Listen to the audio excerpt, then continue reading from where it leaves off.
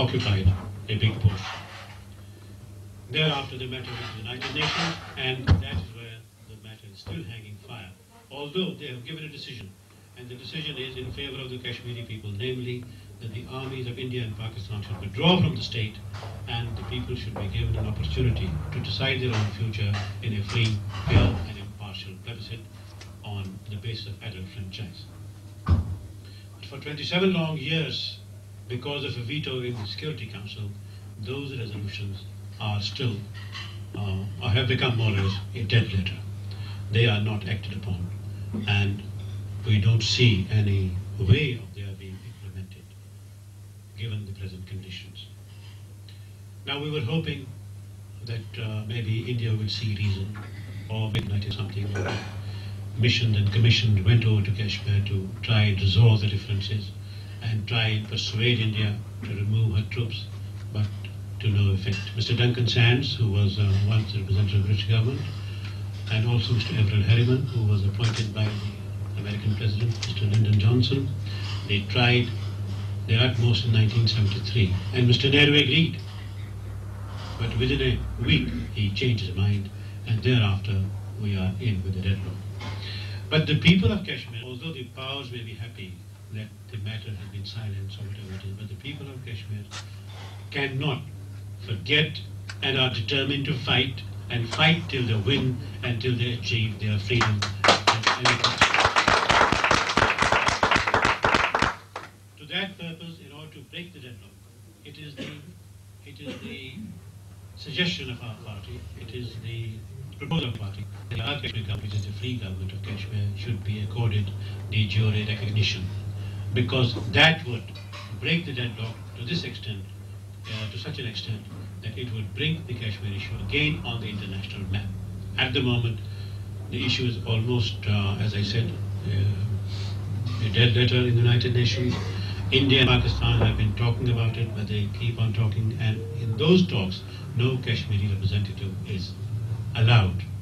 So any mutual understanding between India and Pakistan, which is done over the head of the Kashmiri people, will not be acceptable. Any arrangement which is arrived at by the big powers in their various distribution of the spheres of influence, and in order to further their own goals and their own global, if they run counter to our freedom and our right of self-determination, we shall reject it. We will not accept it. No superimposed solution can be acceptable to the people of Kashmir state. So at this moment, the position has been exacerbated because of the Russian occupation of Afghanistan. As I said, now the Russian armies are sitting on the Gilgit border, which means that they are on the Kashmir state border. And at the same time, the Indians are increasing their troops in the Indian occupied part of Kashmir, and some news in local press today also, there is some comment from the United States, foreign policy experts, Asian experts, that the month of October may see another conflagration in Kashmir or in the Indo-Pakistan subcontinent. So it is going to draw the attention of the people, those who matter, and also to inform our own people that I have undertaken this tour. I went to the United States. I am here. I've been trying to meet the members of the government and also others, because Britain has got a twin responsibility. The first responsibility is that Britain was responsible at that time for creating, in a way, this problem of Kashmir. And I may also add, if you kindly permit me, that the problem could have taken a different shape if Lord Mountbatten had not interfered with the boundary award. We had a boundary commission which was set up by the British government to determine and demarcate the boundaries between India and Pakistan. It was headed by Lord Cyril Radcliffe. And Cyril Radcliffe drew a line between India and Pakistan. But unfortunately, Lord Mountbatten, who somehow or the other had,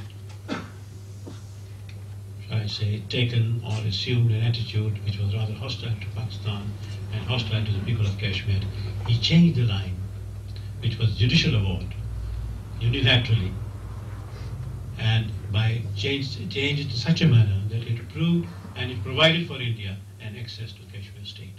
Had Lord Mountbatten not interfered, and had Lord Mountbatten accepted the award of Sir Cyril Ratcliffe, India would not have had any opportunity of going to the Kashmir state, and probably the problem, as we now know, would not have existed.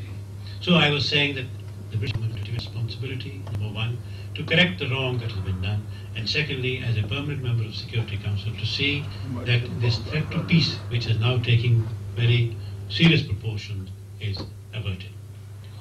So, ladies and gentlemen, that is the position as far as the international aspect of the Kashmir issue is concerned, but as far as our own people are concerned here, we are organizing this Kashmir Liberation League with a view, firstly, to create our public opinion now, and secondly, later on, to organize our people, to mobilize them, maybe to take some step or some action which would help us to win our goal. That is the main object.